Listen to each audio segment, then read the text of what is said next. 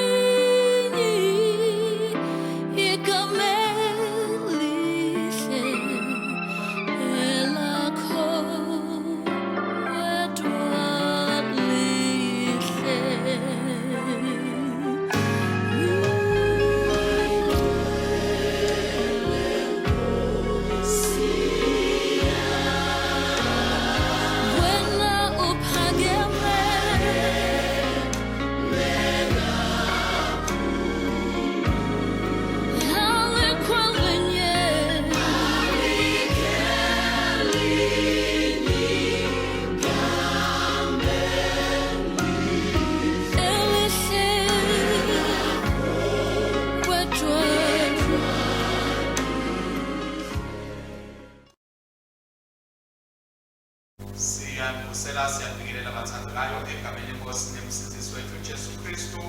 Namuhla-ke bathandekayo kulisonto lekugcina emva kwaPentecosti, kuphinde futhi kube lisonto lemashumi lamathathu nakune neminyaka, kuphinde futhi kube lisonto lemashumi lamabili nesithupha emva kwaPentecosti.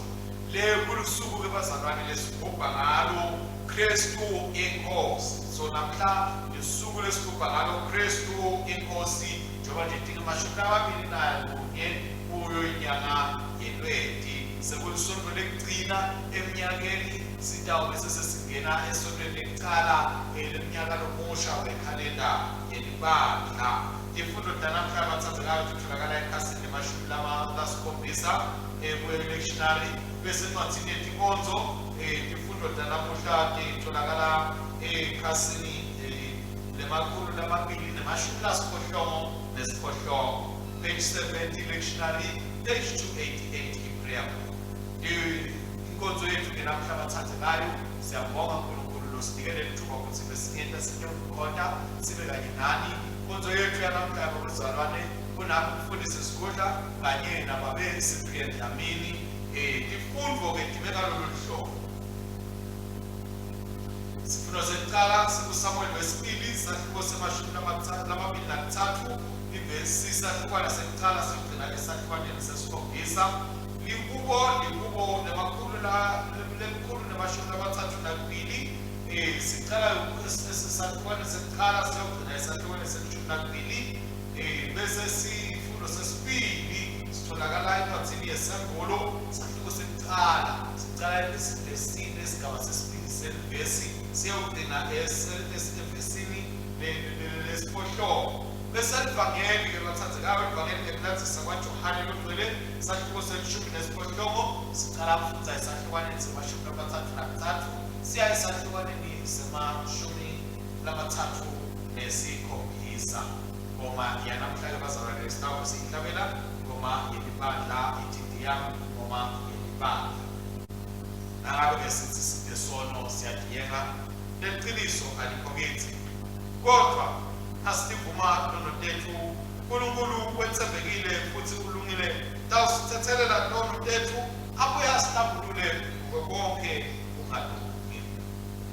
Ngoba uNkulunkulu walitsandza live kangangokuthi kakhulu kangangokuthi wathi manje wanikela ngendodana yakhe yokuphela kwakhe, kude kuthi noma ngubani okholwa ngiyo angabhubhi kodwa abe nephila lokubhakathi.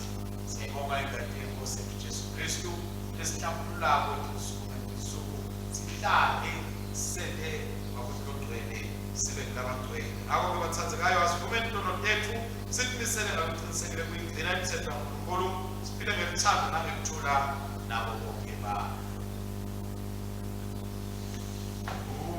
Sisi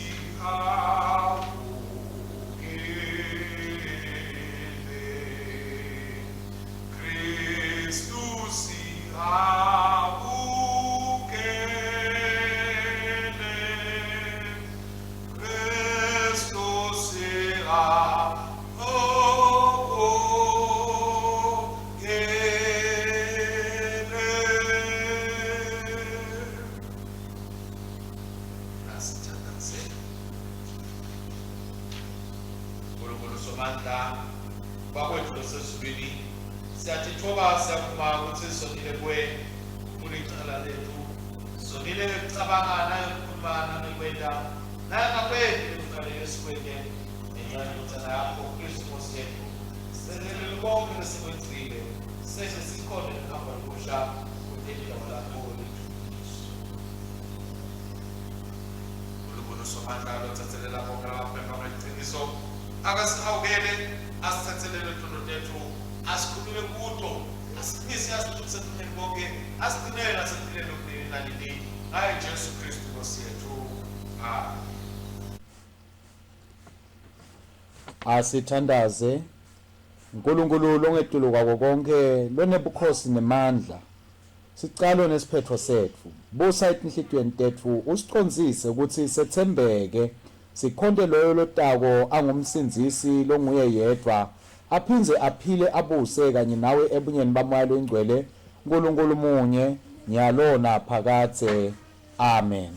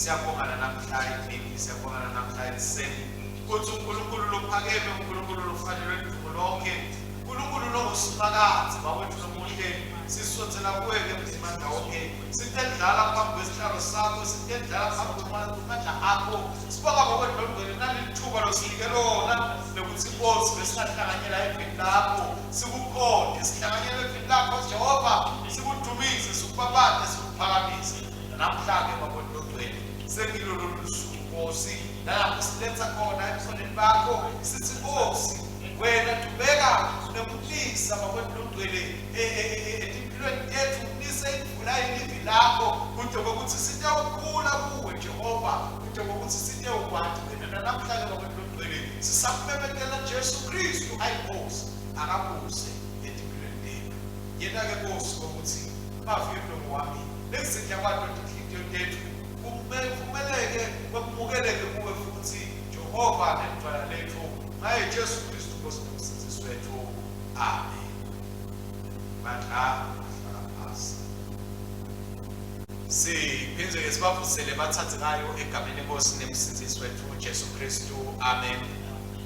Sibonga uNkulunkulu kwenamuhla bathathekayo sempilo lusonto lekugcina eminyakeni efikile litako sitabe sicala unyaka lomusha ngalo lusonto lekucala lekuda kwalenkosi yethu Jesu Kristu sithi nje silungiselela ukungena kulo siso sikhathi sekuda sithi lungiselela ngathi sithi khumbude ukuthi Jesu Kristu inkosi yaphakathe tifundo tethu ebazalwane ngalo hlobo sifundo sekucala siphuma kuSamuel wesibili sahluko semashumi lamabili nakuthathu likubo lethu likubo elikhulu nemashumi lamathathu nakubili sifundo sesibili siphuma encwadini yesambulo sahluko sekucala bese sahluko sifundo seluvangeli livangeli ngekulandzisa kwaJohane noNgcwele sahluko bathathekayo selishumi nesiphohlongo sihloko ke sayo inkulumo noma ishumayeli yethu yanamuhla ngizosona lesithi Jesu Kristu inkosi yethu yaphakathe Jesu Kristu inkosi yethu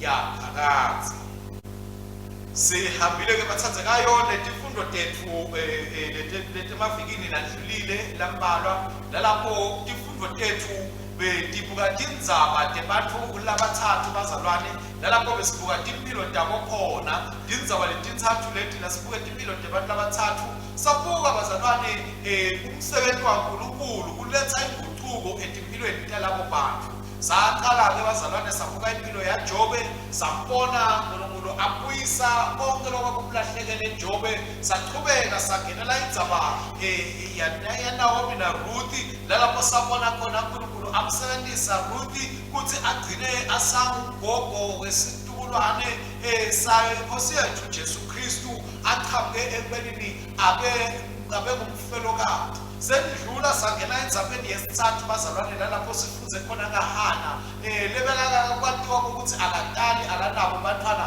kodwa uNkulunkulu wamthatha wamsebenzisa wamupha ukuthi agcine asanaye umfana lendlula futhi wangena labanye bantwana etwempilo lakhe lapho ke bazalwane besikhuluma sikhunjulwa ukuthi empilweni ematimeni lokukhona kodwa kaNkulunkulu siyanqoba kaNkulunkulu siyaphumelela umqoka ukuthi sesedlule kuletindzaba letintsathu bese siyakhumbuteka bazalwane ukuthi letindzaba letintsathu tiyakhonakala nje ngokuthi tenteke ngenxa yokuthi Jesu Kristu uyinkosi Jesu Kristu uyabusa Jesu Kristu uphakeme siyabonga ke bazalwane sibonga emandla kaNkulunkulu yena lwasilethela Jesu Kristu ukuthi atawuba inkosi etimpilweni tethu ngoba Jesu Kristu nje bazalwane simemetela ukuthi ukhona uyabusa ungenxa yokuthi ubonakala ngebukhosi bakhe etimpilweni tethu lalapho athi yena asibona sibathu siwile ephileni kwase sosisonzeta usibuyisa kuNkulunkulu ngempilo yakhe nokuthi anikele impilo yakhe wasipha nemandla ukuthi inkinga letikhona emhlabeni sikhona bathathekayo ukuthi sibhekane nazo sidedlule sitinqobe siphumelele ngazo siyabona ubukhosi baJesu Kristu buphindze futhi busikhumbuta bazalwane ukuthi Nkosi yethu Jesu Kristu itawubuya itawulandza ibandla lakhe lalapho yena asakhe ubukhosi bakhe etimpilweni nasezinhliziyweni tebantfu bantfu latawubuya Jesu atawubalandza nase alandza ibandla lakhe ngoba uyinkosi lenemandla uyinkosi yemvumo sibuka ke bazalwane sifundo sekuqala lesiphuma encwadzini ibhalwa nguSamuel siyibona kuSamuel wesibili isahluko semashumi amabili nakutsatfu lalapho sitshelwa khona noma sibona khona uNkulunkulu akhuluma Davide asikhombisa kumcoka ngokuthi uNkulunkulu kufanele kwenendzawo lalapho sitawukhomba sithi uhleli utintile uNkulunkulu kulendzawo yebo siyathi sisikhulumela uNkulunkulu lonemandla onke lokhonako kuguqula timo lobona konke uNkulunkulu longahlali endzaweni yakhiwe bantfu kodwa livi lakhe liyasifundisa ukuthi uNkulunkulu uhlala ebantwini bantfu labadalile bantfu lababekile emhlabeni entela kona ngokuthi atawukhona ngokuthi aphile kubo siyambona ke uNkulunkulu bazalwane ukhuluma naDavide evenda kaIsrayeli lalapho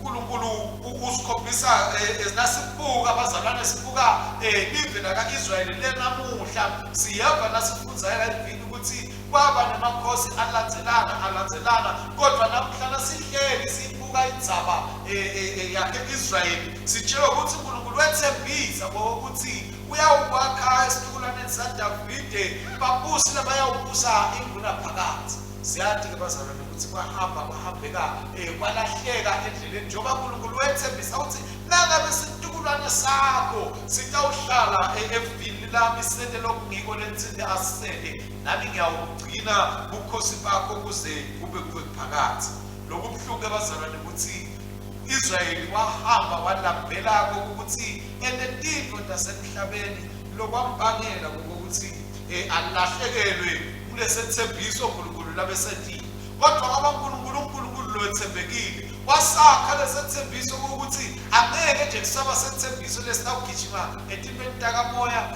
ngoba yena uNkulunkulu uthi akungabi sesithembiso lesigijima etintweni tenyama ngoba yena uNkulunkulu lomoya kamoya ngaba wase uthatha lesethembiso usenda nakamoya lapho wase uzigcoba khona Jesu Kristu ukuthi Jesu uyawufika emhlabeni adalwe njengemuntu ahambe aphile aphuze khona phakathi lokho bazalwane kuvelile ngokuthi noma ngabe besekuwile bukhosi baka Israyeli kodwa uNkulunkulu ngaJesu Kristu ufikile wabusa khona phakathi kulobo bukhosi ngoba yena uNkulunkulu waphakathi uNkulunkulu lonemandla yebo kona siyathi ukuthi uNkulunkulu ufika emhlabeni bazalwane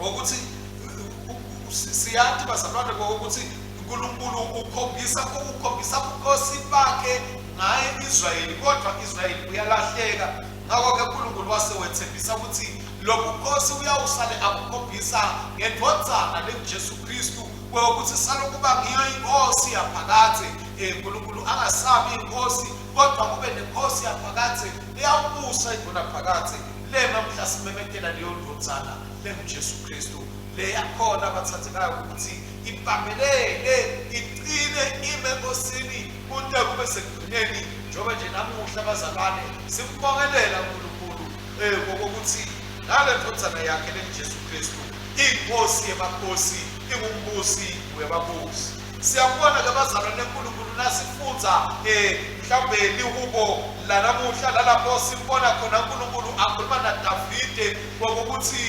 uyawumisa ubuso waDavide inguna phakathi siyabona naDavide ukhala encwadzini yaSamuela ukhalela ngokuthi ufuna indzawo lalapho uNkulunkulu ayawuba khona lalapho uNkulunkulu ayawubusa inguna phakathi ufuna indzawo lalapho uNkulunkulu uthi uNkulunkulu akusekho lapho mina sengihleli kubantu eDavide ngifuna kubusa kube inkosi edimpilweni debantu njengoba sipitiwe bazalwane ngokuthi edimpilweni tethu abuse Jesu edimpilweni tethu abe ngumelusi Jesu siyabonga ke bazalwane ngokuthi lobukhosi baJesu Kristu babonakala ubukhosi lobunemandla ngoba lobukhosi lobu bakhiwa kusete sivumelwano emkhathini kaNkulunkulu naDavide kodwa uNkulunkulu lobukhosi bese abakhile ngoba bekade ukuthi uyawudzingeka ekuhambeni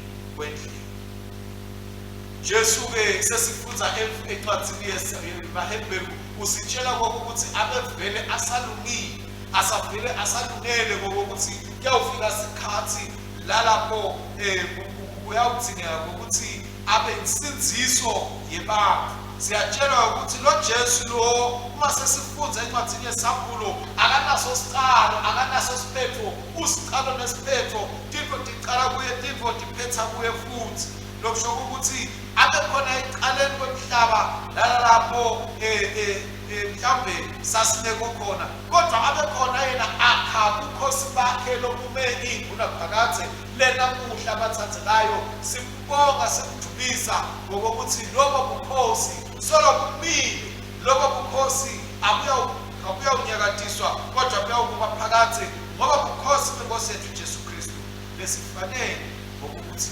simbonge uNkulunkulu ngayo lenkosi leJesu Kristu lebusa inguna phakathi siyabonga abathathekayo ngoba nasendlula usitshela ukuthi yena ngoba abe khona thandi uyawuba khona nakusasa uye uyawusilanza uye uyawusilinza ngokuthi sibuye ebukhoneni bakhe sihlale kuye lo uNkulunkulu lonemandla lo uNkulunkulu lonesihawu lo uNkulunkulu lonemusa bazalwane siyahamba singene nakilo livangeli lalapho sifa Jesu Kristu asabutwa khona kuPilato ukuthi bawuyiyo yini inkosi yemaJuda bawuyiyo yini inkosi yemakhosi aphendule Jesu athi ushobona kodwa ukuthi yile kwende ukuthi umbuthe lokhu ubudiswa ufuna kwani noma ubudiswa ngokuthi ukhona lokuvile na siyabona ke bathathekayo usakhulunywa ukuthi inkosi Jesu uyayiveta inzamenzi yona vele iyoba situkulwane saphakathi yona iyawubusa idlula phakathi akunenzaba ukuthi Pilato uyawufika ayinqume kodwa iyawubusa idlula phakathi njengoba namhla abazalwane sibona Jesu Kristu abusa idlula phakathi amdumisa uNkulunkulu athokoza kwasemkhoneni baJehova. Bathandekayo, siyasibona ke sethembiso saJesu Kristu sempilo yaphakade lasentako nalapha sesifundza mvamili nalapho athembisa khona ukuthi yena uyokuyinkosi phakade naphakade kude kokuthi thine sithole kuphila sesiphila naye. Uthi uNkulunkulu asihlaleni kuye singesuki kuye noma ngabe sibona into tenteka emhlabeni evikini eliphelile uthi asingesabi ngoba kuyawuba kukhombisa ukuthi kukhona lokwentekako emhlabeni. Asingesabi ke bazalwane, sibuke sihlale kuNkulunkulu simvumele Jesu Kristu ukuthi abuze empilweni yethu abe yinkosi nemsindisi. Singavumi nje ukuthi siyawubuka sithi ngawo ke lo Jesu wasesontweni, kodwa akabuse ngekhathi kithi bathandekayo, akabe yinkosi ngekhathi kithi, ayilawule impilo yethu, akulawule kuhamba kwethu, akulawule kuphila kwethu, ngoba yena uyinkosi lephakeme, uyinkosi lenemandla egameni Nkosi yethu Jesu Kristu. Ngize ngikhumbule na ingoma naye lethi busa Nkosi Jesu busa, Nkosi yaseZayoni, Nkosi yakaJuda, busa Nkosi Jesu busa. Uthi akube njalo bazalwane, simkhonde uNkulunkulu bese siyambonga, siyamthumisa, siyamvumela ngokuthi abuse ngekhathi kithi, ngoba uNkulunkulu wedimanga, uNkulunkulu lokusumalathe egameni Nkosi yethu Jesu Kristu, uyise leNdodana noMoya oNgcwele. Amen. Asithandaze. Nkosi Simakade, wakhumbula isivumelwano sakho lwasendana Davide, ngaso wasimamisa isinziso ngaye Jesu Kristu waseNazaretha indlalifa yakhe. Fundzisa emehlweni ethu ukuthi abone ukubusa ukulunga kwakho, kude sime siqine ethembeni yokuthi embi kwemandla alomhlaba sive silalele ilizwi lakho, sime njalo elizweni lakho. Nkosi nomsa wakho, Yiva kuthandaza kwethu.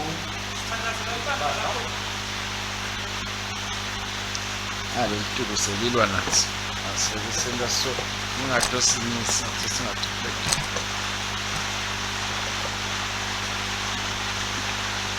ukona kukhipha lesana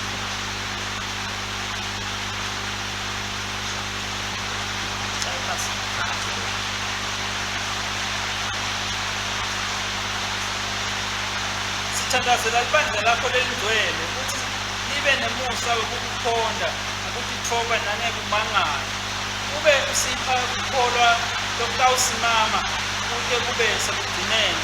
Kanti bapristi, badikoni, bashumayeli nabaholi esifundeni sonke nasesifundza bishophu sethu, ukuthi babe ngemavi ukufakazela uthando lwakho lolukukristu Jesu nelethemba lolifake kubo. Nkosi nomsa wakho, Yiva kuthandaza kwethu. kulabakhathateke engqondweni nasemoyeni, baphe emandla ekuphonsa konke ukukhathateka kwabo kuwe, uphindze ubaphe ukuthulisela kwenhliziyo nokuthi bethembe Kristu ngokweliqiniso. Nkosi nomsa wakho, Yiva kuthandaza kwethu. kulabanesidunu balethe emndenini wakho lolibandla, kude bathole kuthula kuKristu nekwenetiseka ngempilo, nokuthi bathanze banakekele umakhelwane babo. Nkosi nomsa wakho, Yiva kuthandaza kwethu. baholi belive babe kuhamba endleleni yemithetho uqobo neliqiniso, basebenzise emandla nemagunya labanikwe wona ukuthi bavikele lababuthakathaka, baphindze banakekele baphathe kahle umnotho lowubekwe etandleni tabo nobukhosi baKristu. Nkosi nomsa wakho, Yiva kuthandaza kwethu. bonke labasetingotini letivunguvungu, utamatama komhlaba, impi, indlala, udlwabu netinkinga letehlukene, gcwalisa tinhliziyo tabo ngenthobeko nekuphendvuka nekwetsemba wena etimeni tonke. Nkosi nomsa wakho, Yiva kuthandaza kwethu. labalambile abesuthiswe ngetintfo letihle, labampofu nalabete imisebenti batfole ematoho latawubaphilisa, labagulako baphiliswe, labalilako badudulwe, nalabo labaneluhambo ubanakekele ubagcine. Sithandazela nalabo labalimele, labakhubatekile nalabalele etibhedlela, ikakhulu kulesikhathi lapho side khona imithi nekudla lokwanele. Qhubeka utsintse tinhlitiyo talabo labaletsa kudla kutsi baqhubeke ngemsebenti wabo lomuhle. Phani labagulayo ukuphiliswa kwemitimba nemandla ekubeketela basabhekene nebumatima netivunguvungu netihlungu. Nkosi ngemsa wakho, Yiva ukuthandaza kwethu. kulowo naloyo loqinisiwe, siphe inhlitiyo lephendvukako nelukholo lwekuthi namuhla sifanele kwemukela umtimba nengati ya Kristu kute singehlulelwa, kepha sithole kusinziswa kwenu. Sikubonga ngabo bonke labasendlulile emhlabeni bakholwa, kutsi sithi sisabona timpawu tekubuya kweNkosi yethu singaphelelwa ngemandla, kepha sihlale sethembekile kute kube sekufeni lapho sekwethweswa khona imichele yempilo. Nkosi ngemsa wakho, yiva kuthandaza kwethu. Njengemelusi lonakekela umhlambi wakhe, simakadze uhola tonke tintfo ngaJesu Kristu lophakamise waba yinkosi lengetulu kwabo bonke lokudaliwe. Yiva kuthandaza kwethu lesikuletsa kuwe egameni lakhe, sikhulekela indalo layitsandzako layishiye etandleni tethu kutsi siyinakekele. Buka abantu bakho labatfokotela umtsetfo nemusa, wente kutsi lemithandazo lesiyiletsako ibonakalise kubusa kwaKristu kulesikhatsi sethu. Amen. Amen. Sikhoya kanye sithi Babe ngingathemanda sinikela kuwe ngaJesu Kristu Nkosi yethu, kuwe sibe ngumhlatshelo ophilayo. Ngeke vele manje moya wakho longcwele sihambe sisebenzele umphumulo Nkosi bakho. Wewe inkosi yaphakathe engabhubhi engenakubonwa uNkulunkulu yedwa, akube luthuma nengathumulo kude kube nini nanini. Amen. Bese kuthula kaNkulunkulu lokwenza ukukhonza konke kuyatigcina tinhlitiyo tethu nemicabango yethu, simathi simthanze uNkulunkulu kanye naye indodana yakhe Jesu Kristu Nkosi yethu, nesibusiso saNkulunkulu somandla uyise nendodana namali ogcwele asibe kithi njalo. Amen. Amen. Amen. Amen. Amen. Amen. Amen. Amen. Amen. Amen. Amen.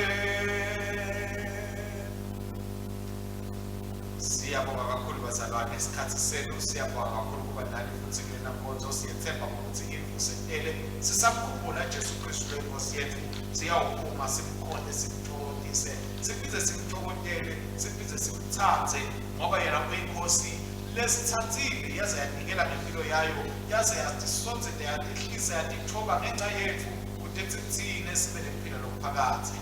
Hambani-ke ngekuthula nangemthando kuyosebenzela inkosi egameni laKristu. Amen.